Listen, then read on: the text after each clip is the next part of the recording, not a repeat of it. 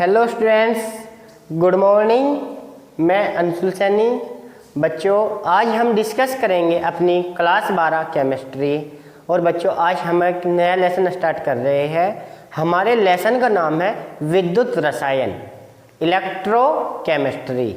बच्चों, यह लेसन आपके बोर्ड एग्जाम में 5 नंबर का पूछा जाएगा। बहुत ही इंटरेस्टिंग लेसन है और बहुत ही मज़ेदार लेसन है। मैं उम्मीद करता हूँ आप इसको ध्यान से समझोगे। और यदि आपको इस लेसन में किसी भी तरह का कोई डाउट आए तो आप अपनी प्रॉब्लम तुरंत मेरे से शेयर कर सकते हैं। मेरे को कॉल कर सकते हैं या व्हाट्सएप मैसेज कर सकते हैं या वीडियो को कमेंट कर सकते हैं। ठीक है, तो बच्चों अब हम स्टार्ट करते हैं लेसन। सबसे पहले बच्चों, इस लेसन के अंदर हम पढ़ते हैं सेल के बारे में। जो सेल हम अपने घरों में यूज करते हैं, बैटरी का सेल, घड़ी का सेल या टीवी रिमोट का सेल। ठीक है, तो बच्चों इसके अंदर हम पढ़ते हैं सेल। तो सबसे पहले हम पढ़ते हैं इलेक्ट्रोकेमिकल सेल। इलेक्ट्रोकेमिकल सेल यानी विद्युत रासायनिक सेल। विद्युत रासायनिक सेल क्या होता है बच्चों? एक ऐसा सेल जो विद्युत ऊर्जा को रासायनिक ऊर्जा में और रासायनिक ऊर्जा को विद्युत ऊर्जा में परिवर्तित करते हैं, विद्युत रासायनिक सेल कहलाते हैं। बच्चों, जो विद्युत रासायनिक सेल होते हैं यह 2 प्रकार के होते हैं। विद्युत रासायनिक सेल होते हैं, यह 2 प्रकार के होते हैं। नंबर 1 होता है हमारा विद्युत अपघटनी सेल और एक होता है हमारा गैल्वेनिक सेल या वोल्टीय सेल। गैल्वेनिक सेल या वोल्टीय सेल। बच्चों, जो विद्युत अपघटनी सेल होता है, इनका कार्य क्या होता है? ये किसी बाह्य स्रोत से विद्युत ऊर्जा लेते हैं, किसी बाह्य स्रोत से विद्युत ऊर्जा लेते हैं और किसी रासायनिक समीकरण को संपन्न करते हैं। और जो हमारे गैल्वेनिक सेल होते हैं, गैल्वेनिक सेल का कार्य होता है कि ये रासायनिक ऊर्जा को विद्युत ऊर्जा में परिवर्तित करती है। क्लियर? और बच्चों फिर बात आती है एनोड और कैथोड की। जो हमारे विद्युत अपघटनी सेल है, विद्युत अपघटनी सेल के अंदर जो एनोड होता है वो पॉजिटिव होता है और जो कैथोड होता है वो निगेटिव होता है। और जबकि हमारा गैल्वेनिक सेल है, इसके अंदर ये अपोजिट हो जाते हैं। इसमें एनोड हमारा निगेटिव होता है और कैथोड हमारा पॉजिटिव होता है। ये क्यों होता है मैं आपको बताऊंगा। ठीक है, तो बच्चों अब इसमें क्या होता है, इसके अंदर हम पढ़ते हैं नंबर 3, जो विद्युत अपघटनी सेल है इसके अंदर स्वतः अपरिवर्तित रिएक्शन होती है। स्वतः अपरिवर्तित रिएक्शन होती है। ठीक है, और जो हमारा गैल्वेनिक सेल है इसके अंदर स्वतः परिवर्तित, यानी अपघटनी सेल के अंदर नॉन स्पॉन्टेनियस रिएक्शन और गैल्वेनिक के अंदर स्पॉन्टेनियस रिएक्शन। क्यों? आप लोगों ने विद्युत अपघटन का नाम तो सुना ही होगा, बिल्कुल सुना होगा। तो इसमें हम क्या करते हैं विद्युत अपघटन में कि हमारे पास एक ये सेल है, इस सेल के अंदर 2 इलेक्ट्रोड लगाई हमने। इसके अंदर कोई सॉल्यूशन भरा हुआ है और सॉल्यूशन भरा हुआ है तो इसके अंदर 2 इलेक्ट्रोड लगा दिए हमने, एक एनोड एक कैथोड। ठीक है, इस सेल के अंदर हमने 2 इलेक्ट्रोड लगा दिए, एक एनोड और एक कैथोड, और इनको हमने एक बैटरी के द्वारा जोड़ दिया। ठीक है, तो बच्चों अब यहाँ पे क्या हुआ कि सपोज करो इसके अंदर वाटर भरा, जो वाटर है ये ब्रेक होगा H2 प्लस 1/2 हाफ O2 में, H2 प्लस 1/2 O2 में। तो बच्चों यहाँ पे क्या हो रहा है, वाटर जो ब्रेक हो रहा है ऐसे ब्रेक नहीं हो रहा। इसमें क्या हो रहा है, जब तक हमने बैटरी का स्विच ऑन नहीं किया, यानी बैटरी की ऊर्जा इस सेल के अंदर नहीं प्रवाहित की, तब तक ये वाटर ब्रेक नहीं होगा। और जब हम इसके अंदर बैटरी की धारा प्रवाहित कर देंगे, यानी बैटरी का स्विच ऑन कर देंगे, तो करंट जाना शुरू हो जाएगा, तो ही ये वाटर ब्रेक होगा। ठीक है, तो इसका मतलब क्या हुआ है, हमें एक केमिकल समीकरण को करने के लिए या एक रासायनिक समीकरण को करने के लिए बैटरी की ऊर्जा की आवश्यकता पड़ी, यानी विद्युत ऊर्जा की आवश्यकता पड़ी। इसीलिए हम कहते हैं कि जो विद्युत अपघटनी सेल होते हैं ये बाह्य स्रोत से ऊर्जा लेकर फिर किसी रासायनिक समीकरण को करते हैं। ठीक है बच्चों, तो अब हम लेसन को स्टार्ट करते हैं। लेसन को स्टार्ट करते हैं। सबसे पहले आप क्या डालो, विद्युत रसायन। विद्युत रसायन, इसके अंदर आप लिखोगे रसायन विज्ञान की वह शाखा, रसायन विज्ञान की वह शाखा जिसके अंतर्गत विद्युत ऊर्जाओं तथा रासायनिक ऊर्जाओं, विद्युत ऊर्जाओं तथा रासायनिक ऊर्जाओं के अंतः परिवर्तन का अध्ययन किया जाता है, के मध्य परिवर्तन का अध्ययन किया जाता है। विद्युत रसायन कहलाती है, विद्युत रसायन कहलाती है। ठीक है, अब इसमें स्केच डालो नई लाइन से। विद्युत रसायन के दो भाग होते हैं। विद्युत रसायन के दो भाग होते हैं। नंबर 1, विद्युत ऊर्जाओं का रासायनिक ऊर्जाओं में परिवर्तन। नंबर 1, विद्युत ऊर्जाओं का रासायनिक ऊर्जाओं में परिवर्तन। नंबर 2, रासायनिक ऊर्जाओं का विद्युत ऊर्जाओं में परिवर्तन। नंबर 2, रासायनिक ऊर्जाओं का विद्युत ऊर्जाओं में परिवर्तन। अब नेक्स्ट स्लाइड डालो बच्चों आप। ऑक्सीकरण अपचयन अभिक्रियाएं। ऑक्सीकरण अपचयन अभिक्रियाएं या रेडॉक्स अभिक्रियाएं। ऑक्सीकरण अपचयन अभिक्रियाएं या रेडॉक्स अभिक्रियाएं। बच्चों आपने 11th क्लास का जो सेकंड केमिस्ट्री थी आपकी, सेकंड केमिस्ट्री का फर्स्ट लेसन था रेडॉक्स अभिक्रियाएं। तो रेडॉक्स अभिक्रियाएं क्या होती है? वे अभिक्रियाएं जहां पर ऑक्सीकरण और अपचयन, ऑक्सीकरण और अपचयन दोनों अभिक्रियाएं साथ साथ होती है। बच्चों इसकी पहचान कैसे होती है कि कहाँ पे ऑक्सीकरण हो रहा है, कहाँ पे अपचयन हो रहा है? तो जहाँ पर ऑक्सीकरण संख्या में वृद्धि होती है वहाँ पे ऑक्सीकरण होता है, और जहाँ पर ऑक्सीकरण संख्या में कमी होती है वहाँ पर अपचयन होता है। जैसे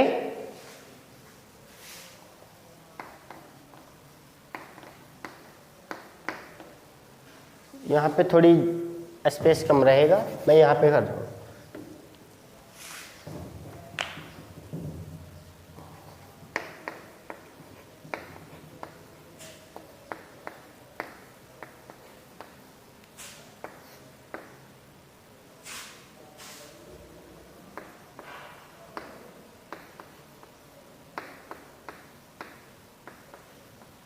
अब बच्चों यहाँ पे देखेंगे जो ये वाला पोर्शन है, ये हो रहा है हमारा ऑक्सीकरण, ऑक्सीकरण, और जो ये वाला है इसका हो रहा है अपचयन, ये हो रहा है अपचयन। यानी यहाँ पे ऑक्सीडेशन हो रहा है, यहाँ पे रिडक्शन हो रहा है। तो ये अभिक्रिया हुई हमारी रेडॉक्स अभिक्रिया, क्योंकि इसमें ऑक्सीकरण और अपचयन दोनों साथ साथ हो रहे हैं। क्योंकि यहाँ पे जो SnCl2 है और यहाँ पे SnCl4 है, यहाँ पे Sn की जो ऑक्सीकरण संख्या माइनस, यहाँ पे Sn की ऑक्सीकरण संख्या वो 2 है, और यहाँ पे Sn की ऑक्सीकरण संख्या 4 है। ठीक है बच्चों, तो अब यहाँ पे हम देखते हैं कि इसमें यहाँ पे ऑक्सीजन संख्या में वृद्धि हो रही है तो ये ऑक्सीकरण हुआ, यहाँ पे ऑक्सीजन संख्या में कमी होते अपचयन हुआ। यहाँ पर ऑक्सीकरण संख्या में कमी हो रही है तो ये अपचयन है, और यहाँ पर ऑक्सीकरण संख्या में वृद्धि हो रही है तो ये ऑक्सीकरण है। यही तो मैंने आपको बताया कि जहाँ पर ऑक्सीकरण संख्या में वृद्धि होगी वो ऑक्सीकरण होगा, और जहाँ ऑक्सीकरण संख्या में कमी होगी वो अपचयन होगा। ठीक है बच्चों, तो अब आप स्केच डाल लो, ऑक्सीकरण अपचयन अभिक्रिया या रेडॉक्स अभिक्रियाएं। अब लिखो इसके अंदर, वे रासायनिक अभिक्रियाएं जिनमें ऑक्सीकरण तथा अपचयन दोनों अभिक्रियाएं साथ साथ होती है।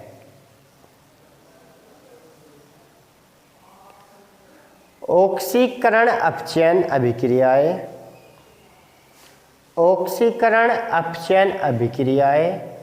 कहलाती है।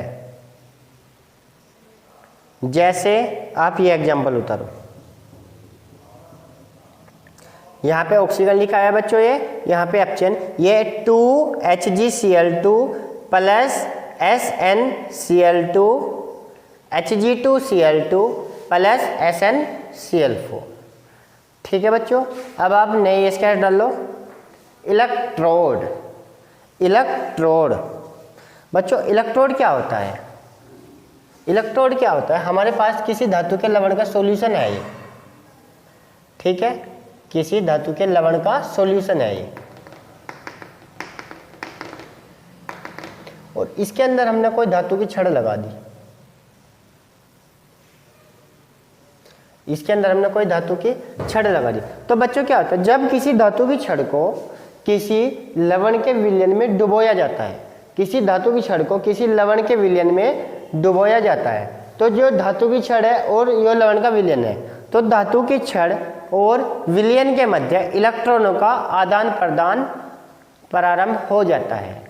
धातु की छड़ और इलेक्ट्रॉनों के मध्य इलेक्ट्रॉनों का आदान प्रदान प्रारंभ हो जाता है। ठीक है, इस प्रकार के उपकरण को इलेक्ट्रोड कहते हैं। इस प्रकार के उपकरण को इलेक्ट्रोड कहते हैं। लिखो, जब किसी धातु की छड़ को किसी लवण के विलयन में डुबोया जाता है तो धातु की छड़ और विलयन के मध्य इलेक्ट्रॉनों का आदान प्रदान प्रारंभ हो जाता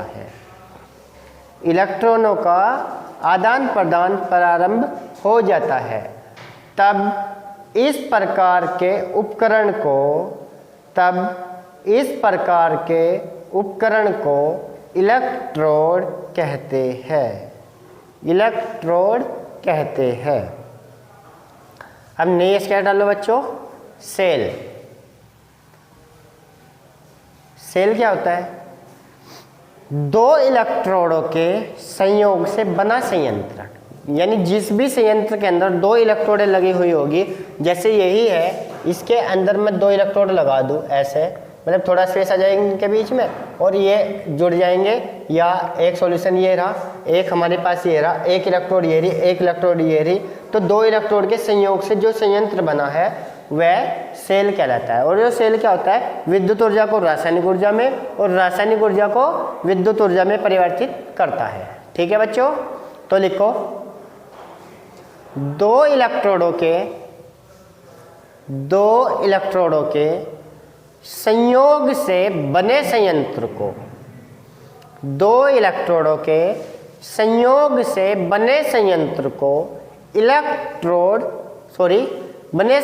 को सेल कहते हैं। ठीक है, इन्वर्टेड कॉमा में लिखो या नई लाइन से लिखो। सेल विद्युत ऊर्जाओं को रासायनिक ऊर्जाओं में तथा रासायनिक ऊर्जाओं को विद्युत ऊर्जाओं में परिवर्तित करने का कार्य करते हैं। ठीक है बच्चों, अब नहीं इसमें लिखो, सेल दो प्रकार के होते हैं। नंबर एक विद्युत अपघटनी सेल, नंबर दो गैल्वेनिक या वोल्टिया सेल। ठीक है बच्चों, अब आप स्केच डालो विद्युत अपघटनी सेल। इसके अंदर लिखो, मैंने आपको बता दिया था विद्युत अपघटनी सेल क्या होगी, जो बाह्य स्रोत से ऊर्जा लेंगे और बाह्य स्रोत से ऊर्जा लेकर उसे रासायनिक ऊर्जा में परिवर्तित करेंगे। ठीक है, देखो, वे सेल जो बाह्य स्रोत से विद्युत ऊर्जा लेकर उसे रासायनिक ऊर्जा में परिवर्तित करने का कार्य करते हैं या परिवर्तित कर देते हैं, विद्युत अपघटनी सेल कहलाते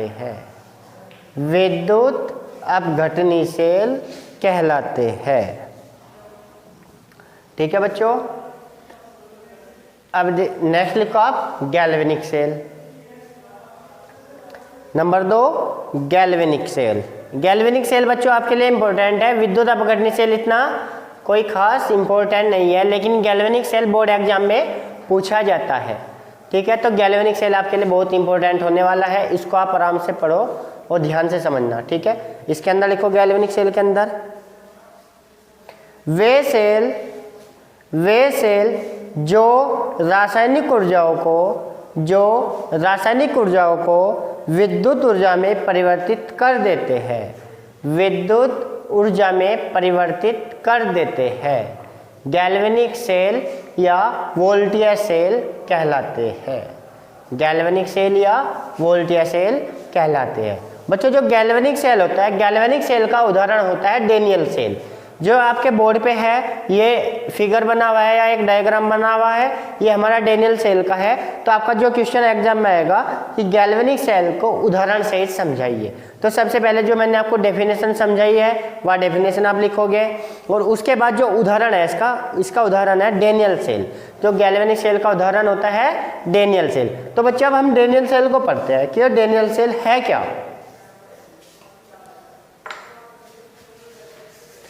देखो इसमें बच्चों हम क्या करते हैं, इसके अंदर इसमें हम दो सेल लेते हैं। एक इसमें हम क्या करते हैं बच्चों, दो इलेक्ट्रॉन के जलीय विलयन लेते हैं, दो इलेक्ट्रॉनों के जलीय विलयन लेते हैं, एक जिंक सल्फेट का और एक कॉपर सल्फेट का। दो इलेक्ट्रॉनों के जलीय विलयन लेता है, एक जिंक सल्फेट का और एक कॉपर सल्फेट का। बच्चों अब इसमें हम क्या करते हैं, इन्हें इलेक्ट्रोड के द्वारा जोड़ देते हैं। ये सेल कार्य करता है, ये हमारे पास सेल है, ये हमारी एक इलेक्ट्रोड है और ये एक इलेक्ट्रोड ये है, और यहाँ पे लगा हुआ है एक लवण सेतु। तो इसमें क्या करते हैं बच्चों, एक हमने लिया जिंक सल्फेट का सॉल्यूशन और एक लिया हमने कॉपर सल्फेट का सॉल्यूशन। तो बच्चों अब इसमें हम देखते हैं कि एनोड और कैथोड की पहचान कैसे करते हैं। ये तो आपके सामने लिखी हुई है, तो ऐसा नहीं है कि जो इसके सामने लिखी हुई है यही होगी। तो बच्चों इसको हम एनोड और कैथोड की पहचान करते हैं। बच्चों एनोड वो होती है जहां पर ऑक्सीडेशन होता है, ठीक है। एनोड हमेशा वो होगी जहां पर ऑक्सीकरण होगा, और कैथोड वो होगी जहां पर अपचयन होगा। मतलब कहने की बात क्या है, एनोड क्या होगी, एनोड पर होगा ऑक्सीडेशन, और जो कैथोड होगी, कैथोड पर होगा रिडक्शन।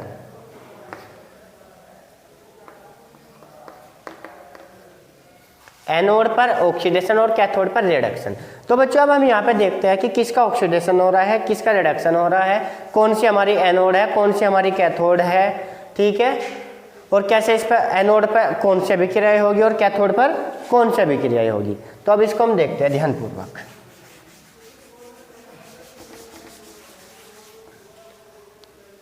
देखो अब आपके हमारे पास दो सॉल्यूशन है, एक तो है हमारे पास जिंक सल्फेट का और एक है कॉपर सल्फेट। बच्चों आपने रिएक्टिविटी सीरीज तो देखी होगी, रिएक्टिविटी सीरीज यानी विद्युत रासायनिक श्रेणी।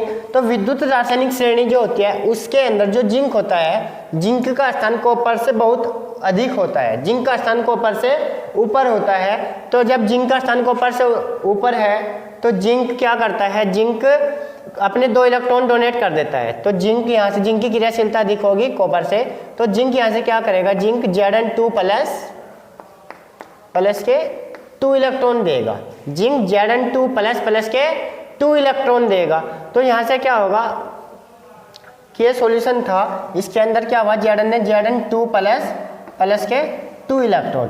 तो बच्चों जो जिंक था, ये जिंक तो इस कॉपर के अंदर, इस सॉल्यूशन के अंदर जाना शुरू होगा, Zn2 प्लस आयन तो इस सॉल्यूशन के अंदर जाने शुरू हो गए। और जो यहाँ पे 2 इलेक्ट्रॉन थे, यहाँ पे इलेक्ट्रॉन उत्पन्न हो रहे हैं, ये इलेक्ट्रॉन यहाँ पर उत्पन्न कर रहा है। और यहाँ पे देखो, जब जहाँ पे इलेक्ट्रॉन डोनेट करता है वहाँ पर ऑक्सीकरण होता है, और जहाँ पे इलेक्ट्रॉन एक्सेप्ट करता है वहाँ पर अपचयन होता है। तो यहाँ से जिंक क्या कर रहा है, जिंक इलेक्ट्रॉन डोनेट कर रहा है, तो इसलिए यहाँ पर ऑक्सीकरण हो रहा है।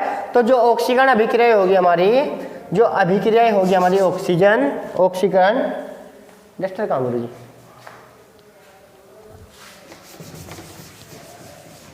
ऑक्सीकरण अभिक्रिया होगी हमारी, ये होगी Zn से Zn2 प्लस के 2 इलेक्ट्रॉन। तो बच्चों ये अभिक्रिया जो होगी हमारी, ये अभिक्रिया होगी हमारी एनोड पर, ये क्या हो गया हमारे ऑक्सीडेशन, ठीक है। ये होगा हमारा ऑक्सीकरण। और जो यहाँ पे कॉपर क्या होता है, जो 2 इलेक्ट्रॉन उत्पन्न हो रहे हैं, कॉपर क्या करता है, कॉपर इन 2 इलेक्ट्रॉनों को ग्रहण करता है, कॉपर इन 2 इलेक्ट्रॉनों को ग्रहण करके कॉपर में परिवर्तित होता है। तो कॉपर क्या काम करेगा, कॉपर इन 2 इलेक्ट्रॉन को एक्सेप्ट करेगा, Cu2 प्लस के 2 इलेक्ट्रॉन, कॉपर 2 इलेक्ट्रॉन ग्रहण करके कॉपर में परिवर्तित होने की कोशिश करेगा Cu। तो ये होगी बच्चों हमारी रिएक्शन कैथोड पर, कैथोड पर ये होगा हमारा अपचयन, अपचयन। और बच्चों जो टोटल सेल रिएक्शन होगी, इस सेल के अंदर जो रिएक्शन हो रही है वो हो रही है हमारी, यहाँ से इलेक्ट्रॉन से इलेक्ट्रॉन कैंसिल हो जाएंगे, तो यहाँ पे क्या होगा Zn प्लस के Cu2 प्लस, और ये क्या देगा हमारे Cu प्लस के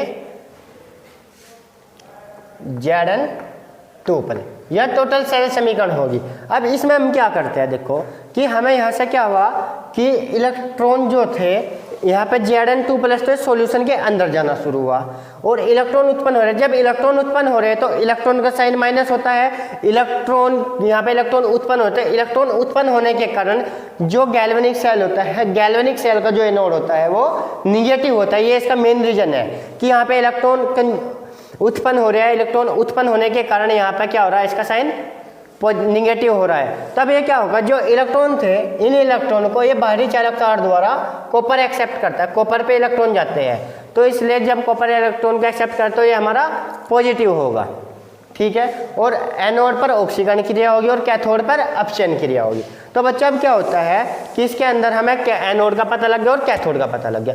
अब जो ये बीच में रखा हुआ है साल्ट ब्रिज, इसको बोलते हैं हम लवण सेतु, साल्ट ब्रिज, लवण सेतु। यह क्या कार्य करता है, इन दोनों विलयनों को, इन दोनों सेल को संपर्क में लाता है, लेकिन इन्हें अलग अलग रखता है, मतलब इनको घुलने नहीं देता, एक दूसरे से अलग रखता है। सेल को तो कंप्लीट करता है, जब तक ये लवण सेतु उसके संपर्क में नहीं आएगा हमारा सेल कंप्लीट नहीं है। जब तक लवण सेतु उसके संपर्क में नहीं आएगा तब तक हमारा सेल कंप्लीट नहीं है, लेकिन लवण सेतु को इसमें जैसे हम लगाएंगे तो हमारा सेल कंप्लीट हो जाएगा। लेकिन ये क्या काम करेगा, दोनों विलयनों को अलग अलग रखेगा, एक दूसरे को घुलने नहीं देगा। इसके यहाँ पे जो ये लगा होता है कॉटन प्लग, यानी यहाँ पे क्या होता है कॉटन लगी हुई होती है जो इन दोनों सॉल्यूशनों को अलग अलग रखती है। यहाँ पर क्या लगी होती है, कॉटन, जो इन दोनों सॉल्यूशन को अलग अलग रखती है और इन्हें घुलने नहीं देती।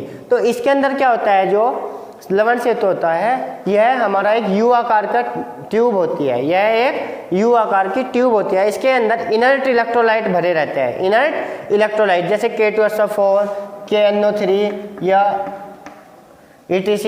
तो इसमें क्या होता है बच्चों, जो KNO3 और इसके अंदर हम ऐसे इनर्ट इलेक्ट्रोलाइट लेते हैं जो अपने आयनों में विभाजित होते हैं, जैसे K+NO3-। तो ये क्या हो गए, एक इधर की ओर जाएगा एक इधर की, मतलब दोनों सॉल्यूशन की जो गतिशील जो गति होगी वह सेम होगी, मतलब सेम स्पीड से जाएगा। ये इसके निगेटिव चार्ज को कम करेगा और ये इसके पॉजिटिव चार्ज को बढ़ाएगा। एक इसके निगेटिव चार्ज को कम करेगा और इसके पॉजिटिव चार्ज को, जिससे दोनों विलयन है, दोनों विलयन एक दूसरे को बैलेंस हो जाए और फिर ये अपना वर्क करना शुरू कर दे, ठीक है बच्चों। तो ये था हमारा डेनियल सेल। मैंने आपको क्या बताया कि ऑक्सीकरण पर तो ऑक्सीकरण एनोड पर ऑक्सीकरण क्रिया होगी और कैथोड पर अपचयन क्रिया होगी।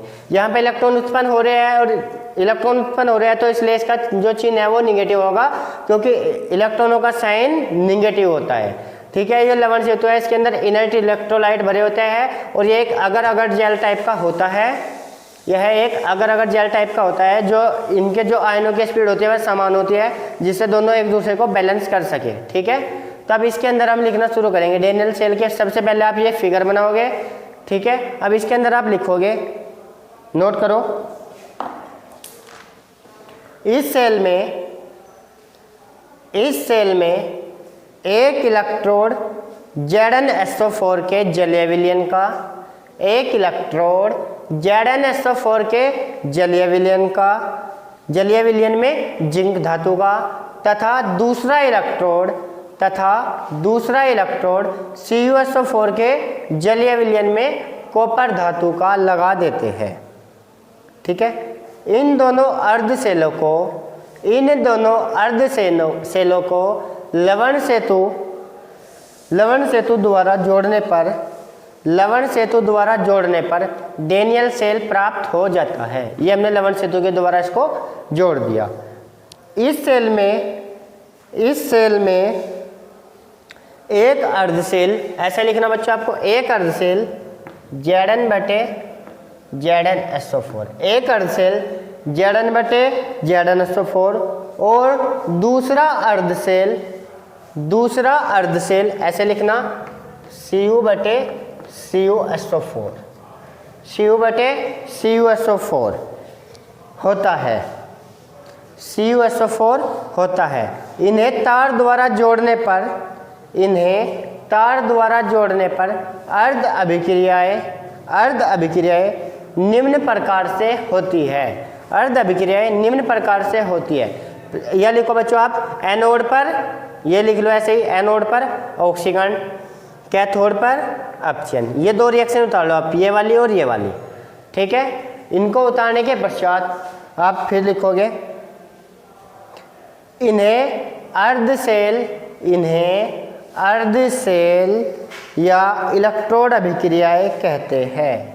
इन्हें अर्ध सेल या इलेक्ट्रोड अभिक्रियाएं कहते हैं। ये अभिक्रियाएं साथ साथ होती है। ये अभिक्रियाएं साथ साथ होती है, जिनमें इलेक्ट्रॉनों का स्थानांतरण एक बाहरी चालक तार द्वारा होता है। ये चालक तार है, इसके द्वारा इलेक्ट्रॉनों का स्थानांतरण हो रहा है। जिनमें इलेक्ट्रॉनों का स्थानांतरण एक बाहरी चालक तार द्वारा होता है। दोनों विलयन ZnSO4 और CuSO4, दोनों विलयन ZnSO4 और CuSO4 लवण सेतु द्वारा जुड़े रहते हैं। लवण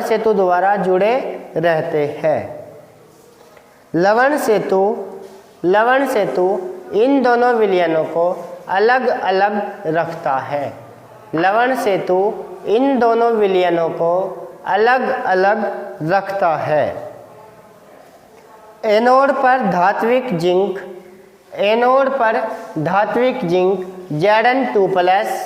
Zn2+ आयनों में परिवर्तित होकर विलयन में चला जाता है। आयनों में परिवर्तित होकर विलयन में चला जाता है और इलेक्ट्रॉन मुक्त करता है। कैथोड पर विलयन के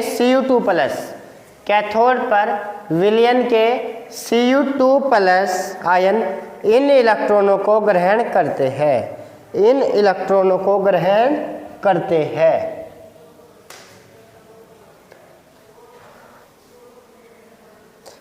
और धात्विक कॉपर के रूप में परिवर्तित हो जाते हैं। और धात्विक कॉपर के रूप में परिवर्तित होकर कॉपर छड़ पर एकत्रित हो जाते हैं। इस संपूर्ण सेल अभिक्रियाओं को निम्न प्रकार प्रदर्शित करते हैं। बच्चों ये पूरी उतार लो आप, ये वाली भी और ये वाली भी। इस अभिक्रियाओं को रेडॉक्स अभिक्रिया भी कहते हैं। ठीक है बच्चों, ये था हमारा डैनियल सेल। यदि आपको इसमें किसी भी तरह का कोई डाउट हो, एनोड का और कैथोड का कैसे पहचान करेंगे, ठीक है, मेन बात यही थी कि कैसे इलेक्ट्रॉनों का स्थानांतरण होता है, साल्ट ब्रिज क्या होता है, कि कैसे एनोड निगेटिव क्यों है, कैथोड पॉजिटिव क्यों है, ठीक है, ये मैंने आपको सब बता दी। कैसे रिएक्शन हो रही है, कैथोड की पहचान हम कैसे करेंगे, एनोड की पहचान हम कैसे करेंगे। अब बस इसमें लास्ट बात और आपको बता दूं मैं, लास्ट है बच्चों, आप ये याद रखना,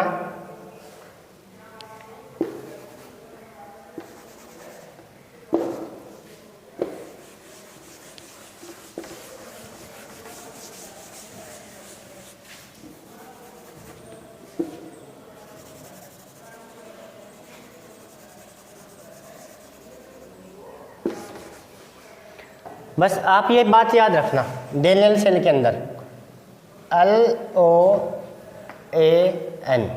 लोन, L का मतलब लेफ्ट में ओ का मतलब ऑक्सीकरण, ए का मतलब एनोड और एन का मतलब निगेटिव, यानी लेफ्ट साइड में ऑक्सीकरण होगा और जो लेफ्ट साइड में हमारा एनोड होगा और एनोड का जो साइन होगा वो निगेटिव होगा। ठीक है, आप ये बात याद रखना। ठीक है, यदि आपको अब इसमें किसी भी तरह कोई डाउट है तो आप अपनी प्रॉब्लम मेरे से शेयर कर सकते हैं। Thank you.